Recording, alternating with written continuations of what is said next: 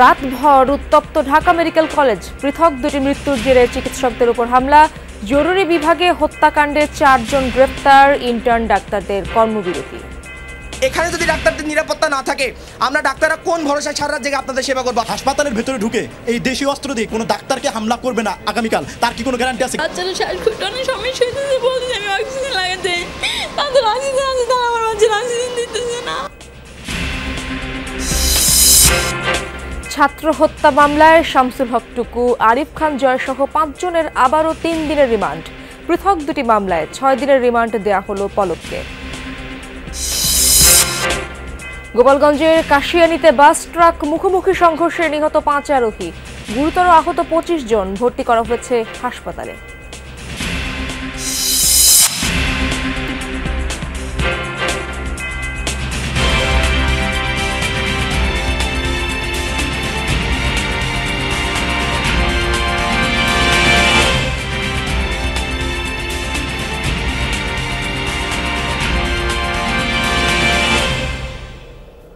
আমন্ত্রণ যমুনা নিউজে, আপনাদের সঙ্গে আছি আমি ইশরাত জাহান। এতক্ষণ শিরোনাম দেখছিলেন। মারধর, ভাঙচুর, হট্টগোলের মধ্য দিয়ে ঢাকা মেডিকেল কলেজে পেরোল উত্তেজনার রাত।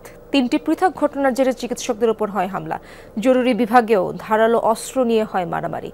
ঘটেছে হত্যাকাণ্ড, গ্রেপ্তারের মতো গুরুতর বিষয়ও। সবকিছু মিলিয়ে নিরাপত্তা চেয়ে 24 ঘন্টার আলটিমেটাম দিয়েছেন চিকিৎসকরা। আজ থেকে ইন্টার্ন ডাক্তাররাও গেছেন কর্মবিরতিতে।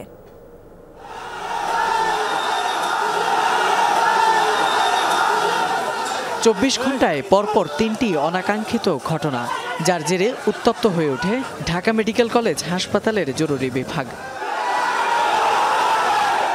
শনিবার মোটরসাইকেল দুর্ঘটনার শিকার বেসরকারি বিশ্ববিদ্যালয়ের এক শিক্ষার্থী চিকিৎসাধীন অবস্থায় মারা যান ডামেকে। চিকিৎসকদের অবহেলার অভিযোগ তুলে শিক্ষার্থীদের 50 থেকে 60 জনের একটি দল অপারেশন থিয়েটারে ঢুকে চিকিৎসককে মারধরের পাশাপাশি চালায় ভাঙচুর।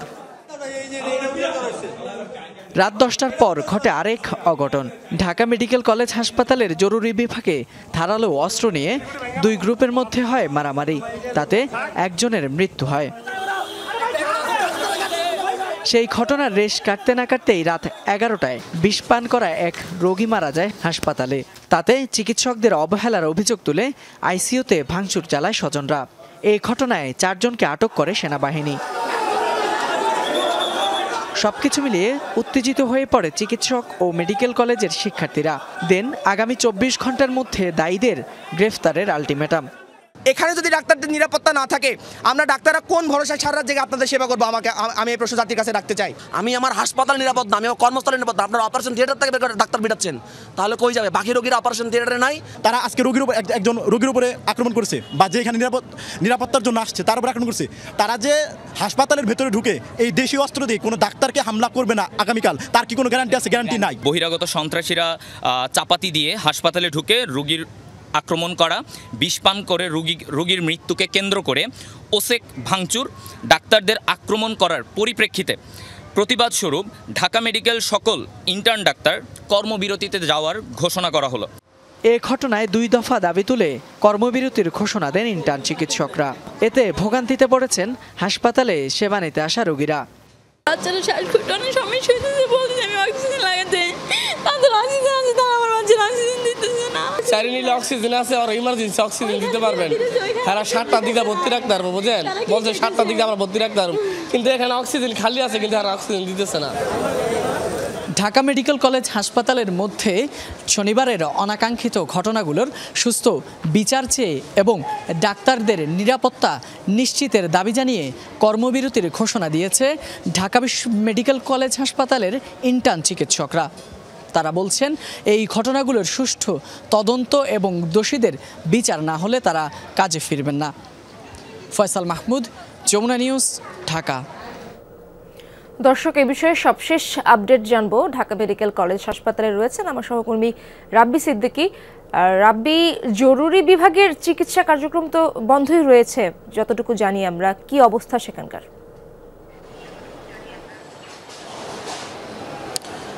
ইসরাত, একটা ভয়াবহ পরিস্থিতি তৈরি হয়েছে ঢাকা মেডিকেল কলেজ হাসপাতালে, বিশেষ করে জরুরি বিভাগের চিকিৎসা কার্যক্রম বন্ধ। সেখানে কিছুক্ষণ আগেও ডাক্তার ছিল, রুগী আসছিল, রুগীদের ভর্তি করছিল, কিন্তু এখন সব কিছু বন্ধ আছে।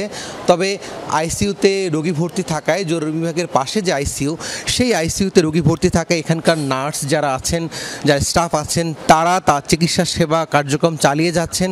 তারা বলছেন তারা তো রুগী ছেড়ে যেতে পারছেন না, যেহেতু খুবই ক্রিটিক্যাল রোগী এখানে ভর্তি আছে। সব মিলিয়ে যদি ঢাকা মেডিকেলের পরিস্থিতির কথা যদি একটু বলি ইসরাত, যে ভয়াবহ পরিস্থিতি এখানে আছে। বিশেষ করে আমরা দেখেছি সকাল থেকে অনেক রোগী ফিরে যাচ্ছেন, ভর্তি নিচ্ছে না, আউটডোরে রোগীর সেবা কার্যক্রম বন্ধ আছে। তবে ডাক্তারদের, এই ইন্টার্ন ডাক্তারদের, ঢাকা মেডিকেলে ডাক্তার এই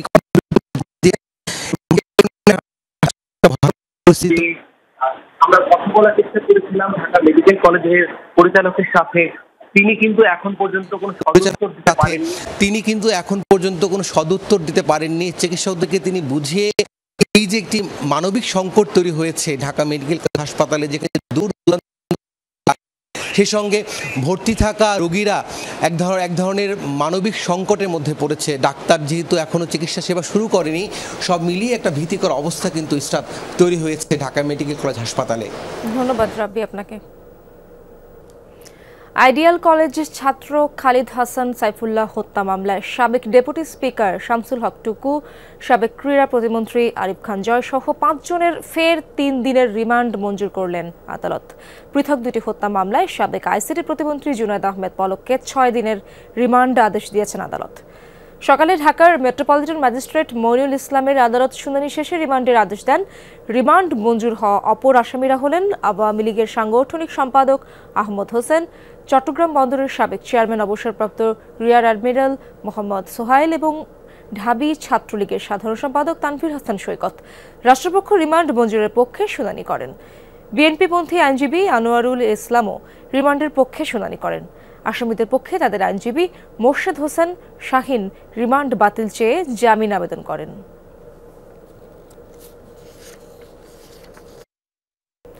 গোপালগঞ্জের কাশিয়ানীতে বাস ট্রাক মুখোমুখি সংঘর্ষে 5 জন নিহত হয়েছে, আহত হয়েছেন অন্তত 25 আরোহী। সকালে ঢাকা খুলনা মহাসড়কের মাঝিগাঁতি এলাকায় হয় এই দুর্ঘটনা।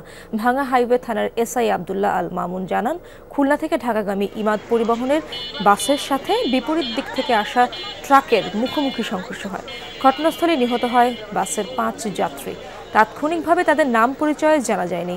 আহতদের উদ্ধার করেছে ফায়ার সার্ভিস, ভর্তি করা হয়েছে স্থানীয় হাসপাতালে। দুর্ঘটনার পর মহাসড়কে ঘণ্টাখানেক বন্ধ ছিল চলাচল। দর্শক, দুর্ঘটনার বিষয়ে আরও জানবো। গোপালগঞ্জ থেকে যুক্ত হচ্ছেন আমার সহকর্মী মোজাম্মেল হোসেন মুন্না। দুর্ঘটনায় নিহতদের পরিচয় কি জানা গেল কিনা এবং আহতদের শারীরিক অবস্থা এখন কেমন?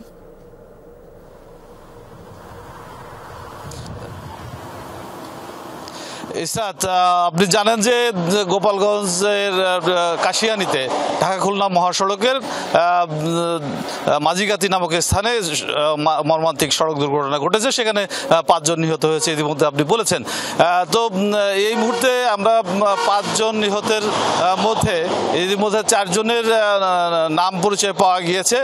আমি যদি তাদের নাম বলি, খুলনার সামাদ আলী 40 বছর বয়স, তানিয়া আফরোজ, সাকিবুর রহমান, রইস শেখ। এর মধ্যে রইস শেখের বাড়ি গোপালগঞ্জ সদর উপজেলায়, বাকি 3 জনের বাড়ি প্রাথমিকভাবে জেনেছি যে তাদের বাড়ি খুলনায়, কারণ এই গাড়িটি ইমাদ পরিবহন গাড়িটি কিন্তু খুলনা থেকে ঢাকার দিকে যাচ্ছিল। পথিমধ্যে মাঝিগাতি নামক স্থানে একটি ফাঁকা ট্রাকের সাথে কিন্তু তাদের মুখোমুখি সংঘর্ষ ঘটে। আর আহত যারা রয়েছে তাদের চিকিৎসা চলছে। আমাদের কাছে চিকিৎসকরা যা জানিয়েছেন যে এখনও কারো কারো অবস্থায় একটু খারাপের দিকে রয়েছে, তবে এখন স্থিতিশীল রয়েছে তাদের। মুন্না, ধন্যবাদ আপনাকে। ধীর গতিতে বানের জল নামায় কমছে না দুর্ভোগ। বাড়ি ফিরে ঘর মেরামত শুরু করেছেন অনেকে। লক্ষ্মীপুরে এখনও জলমগ্ন 5 উপজেলা, স্পষ্ট হতে শুরু করেছে ক্ষতচিহ্ন, প্রকট বিশুদ্ধ পানি ও খাবারের সংকট। চরম ভোগান্তিতে 10 লাখ বানভাসী। ফেনীতে এখনও ডুবে আছে সদর, সোনাগাজী ও দাগনভূঞা উপজেলার অনেক এলাকা। পানিবন্দী প্রায় 5 লাখ মানুষ। অনেকের দিন কাটছে আশ্রয় কেন্দ্রে। কুমিল্লার প্লাবিত 14 উপজেলা থেকে ধীর গতিতে নামছে পানের জল, তবে এখনও 11 লাখ মানুষ পানিবন্দী। যারা ঘরবাড়িতে ফিরেছেন তারা মেরামতে ব্যস্ত। নোয়াখালীর কিছু এলাকা এখনও বিদ্যুৎ বিচ্ছিন্নই রয়েছে, ছড়াচ্ছে চর্ম ও পানিবাহিত রোগও। থেকে বাইরে পারি না, যেহেতু পাক করতে পারে না, খাইতে পারি না, আমরা অনেক কষ্টে জীবনযাপন করতে আছি। জলাবদ্ধতা হচ্ছে খাল দখল করার কারণে। কিছু ক্ষমতাবান লোক খালগুলো দখল করে রাখছে, অপরিকল্পিত ব্রিজ করে রাখছে, যার কারণে পানি জলাবদ্ধতা সৃষ্টি হচ্ছে। আমাদের বন্যা পানিগুলো নামতেছে না। বিভিন্ন রোগ দেখা দিচ্ছে, শরীরের পোস্কা, পায়ের চুলকানি এগুলো বাড়তেছে। চরম অবস্থায় আমরা বসবাস করতেছি, আর যেভাবে দ্রুত গতিতে পানি নামার কথা সেভাবে তো নামতেছে না। দর্শক, বন্যার খবর জানবো। কুমিল্লার বুড়িচং-এ আছেন আমার সহকর্মী খোকন চৌধুরী। সেখানকার পরিস্থিতি তার মাধ্যমে জেনে নেব। খোকন, বানের জল তো নামছে, সাথে ডাকাত আতঙ্কও রয়েছে আমরা শুনেছি। সব মিলিয়ে দুর্গত এলাকায় কি অবস্থা দেখছেন আপনি?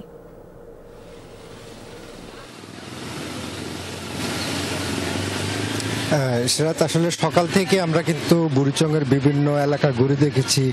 এখনো কিন্তু আসলে যে বানের পানি সেগুলো কিন্তু ঢুকছে এইসব এলাকায়, তবে নামছে তাও ধীরগতিতে। সব মিলিয়ে আসলে যতই পানি কমতে শুরু করেছে ততই কিন্তু আসলে দুর্ভোগের চিত্রটি কিন্তু ভাসতে শুরু করেছে। অর্থাৎ রাস্তা থেকে শুরু করে মানুষের বাড়িঘর সব কিছুই প্রায়, যারা আধা পাকা বাড়ি রয়েছে কিংবা মাটির ঘর রয়েছে সবই কিন্তু আসলে বিলীন হয়ে গেছে। ফলে সাধারণ মানুষ কিন্তু একটি চরম দুর্ভোগের মধ্যে রয়েছে। এছাড়া যে ত্রাণের যে হাহাকার সেটি তো আসলে প্রত্যন্ত অঞ্চলে কিন্তু এখনো রয়ে গেছে। আরেকটি বিষয় যেটি বলছিলেন যে ডাকাত আতঙ্ক, আসলে এইসব এলাকাগুলি কিন্তু আসলে রিমোট এরিয়া হওয়ার কারণে কিন্তু বেশিরভাগ এলাকায় স্পিড বোট দিয়ে এসে রাত্রেবেলা ডাকাত হানা দেওয়ার চেষ্টা করে। তবে এখন পর্যন্ত কিন্তু আমাদের কাছে বড় ধরনের কোনো ধরনের যে খবর সেটি কিন্তু এখনো আসেনি। তো সব মিলিয়ে আসলে মানুষ কিন্তু একটি কষ্টে আছে। যতই পানি কমছে ততই তাদের যে দুর্ভোগের চিত্রটি স্পষ্ট হচ্ছে, এবং তারা বলছেন যে আসলে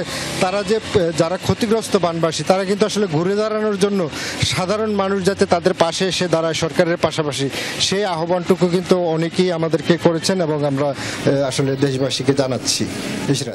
খোকন, ধন্যবাদ আপনাকে। সরকার পতনের পর ঢাকার যে কয়েকটি থানায় হামলা হয়েছিল তার অন্যতম যাত্রাবাড়ি থানা। পুরো ভবন পুড়ে শেষ, লুট হয়েছে অস্ত্র। নিকটবর্তী ডেমরা থানায় সীমিত পরিসরে চলছে যাত্রাবাড়ি থানার কার্যক্রম। রাজধানীর থানার পুলিশিং কার্যক্রম নিয়ে রাব্বি সিদ্দিকীর ধারাবাহিক প্রতিবেদনের আজ দেখুন প্রথম পর্ব। ক্যামেরায় ছিলেন দিহান তালুকদার।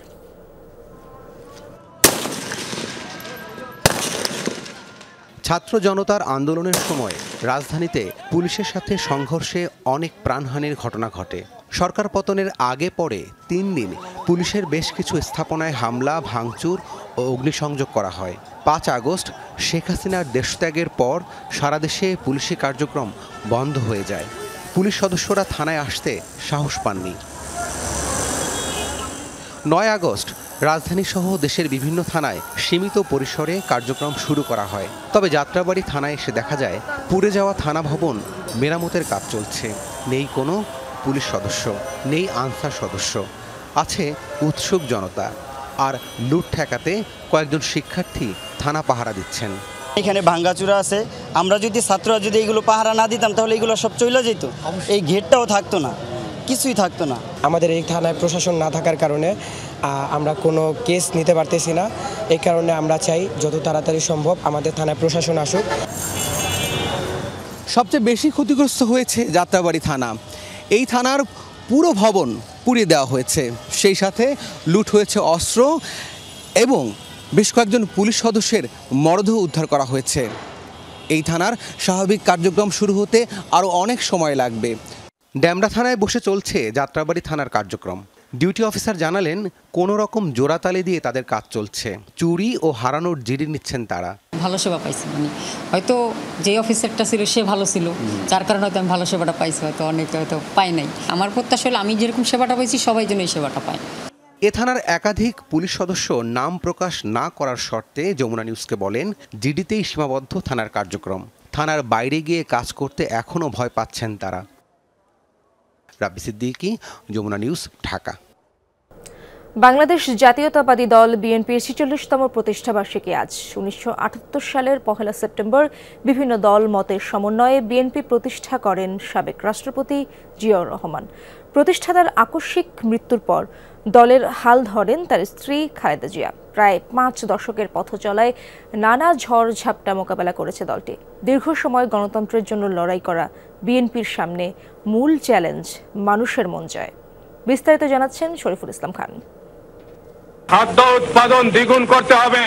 অস্থিতিশীল দেশে স্থিতিশীলতার বার্তা দিয়ে বিভিন্ন সেক্টরের যোগ্য ব্যক্তিদের নিয়ে বিএনপি গঠন করেন সাবেক রাষ্ট্রপতি জিয়াউর রহমান। ব্যক্তিগত সততা, নিষ্ঠাসহ আরও বিভিন্ন কারণে অল্প সময়ে সারা দেশে জনপ্রিয় হয়ে ওঠে দলটি। এরপর রাজনীতির নানা বাঁকে ঘটেছে নানা ঘটনা। গত ৫ আগস্ট রাজনীতির পট পরিবর্তনে ক্ষমতায় না আসলেও চাঙ্গা হয়ে উঠেছে বিএনপি নেতাকর্মীরা। দলীয় প্রধানের তরফ থেকেও বার্তা দেওয়া হয়েছে সহ অবস্থানের। ধ্বংস নয়, প্রতিশোধ নয়, প্রতিহিংসা নয়, ভালোবাসা, শান্তি ও জ্ঞান ভিত্তিক সমাজ গড়ে তুলি। ৪৫ বছরের পথ চলায় বিএনপি রাষ্ট্র ক্ষমতায় ছিল বেশ কয়েকবার। বহু ঘাত প্রতিঘাত মোকাবেলা করেছে বছরের পর বছর। ২০০৭ থেকে ২০২৪ সালের মাঝামাঝি পর্যন্ত ভয়াবহ দুঃসময় গেছে বিএনপির। নেতাকর্মীরা দিশেহারা ছিল পুলিশ আর আওয়ামী নির্যাতন নিপীড়নে। মামলা, হামলা, জেল জুলুমে তটস্থ থাকতে হয় তাদের। সংকটময় সময়টাতে আন্দোলন সংগ্রামে নেতৃত্ব দিয়েছেন মহাসচিব মির্জা ফখরুল ইসলাম আলমগীর। সিনিয়র নেতাদের সঙ্গে পরামর্শ করে দল চালিয়েছেন ভারপ্রাপ্ত চেয়ারম্যান তারেক রহমান। হাজার মাইল দূরে থেকে কর্মী সমর্থকদের প্রেরণা দিয়েছেন তিনি। বিএনপির প্রতিজ্ঞা দেশের মানুষের কাছে, আসুন আমাকে ভোট দিতে হবে এমন কোনো কথা নেই। আপনার ভোট আপনিই দিবেন, যাকে ইচ্ছা আপনিই দিবেন, কিন্তু আমার হাতকে আপনি শক্তিশালী করুন, আমাকে সহযোগিতা করুন, যাতে আমি আপনার ভোটের অধিকার প্রতিষ্ঠা করতে পারি। তবে বিএনপির উপর সবচেয়ে বড় ধাক্কা আসে দল গঠনের মাত্র ৩ বছরের মাথায়। নির্মম নৃশংসভাবে হত্যা করা হয় প্রতিষ্ঠাতা জিয়াউর রহমানকে। শোক কাটিয়ে কিছুদিনের মধ্যেই রাজনীতিতে আসেন খালেদা জিয়া। শক্ত হাতে ধরেন বিএনপির হাল। তার নেতৃত্বে দেশের অন্যতম বৃহৎ দলের স্বীকৃতি পায় বিএনপি। ছাত্র জনতার অভ্যুত্থানে দেশ ছাড়েন শেখ হাসিনা। দায়িত্ব নেন অন্তর্বর্তী সরকার। এই পরিস্থিতিতে নতুন ইমেজে জনগণের কতটা কাছাকাছি যেতে পারবে বিএনপি, সেটাই এখন দেখার অপেক্ষা। শরীফুল ইসলাম খান, যমুনা নিউজ, ঢাকা। সহ বেসরকারি ৯টি ব্যাংকের লেনদেনে নিষেধাজ্ঞা জারি করেছে চট্টগ্রাম বন্দর কর্তৃপক্ষ। বন্দরের সব বিভাগের কাছে সংস্থাটির প্রধান অর্থ ও হিসাবরক্ষণ কর্মকর্তা আব্দুস শাকুর স্বাক্ষরিত চিঠিতে এই নির্দেশনার কথা জানানো হয়েছে। এর মধ্যে global Islami bank, union bank, Bangladesh commerce bank, Islami bank, first security bank, social Islami bank S আলমের মালিকানাধীন। বাকি ৩টি হল পদ্মা ব্যাংক, ন্যাশনাল ব্যাংক ও আইসিবি ইসলামী ব্যাংক। এই নির্দেশনার ফলে বন্দর কর্তৃপক্ষের কেউ এসব ব্যাংকগুলোর চেক বা পে অর্ডার দিতে পারবে না।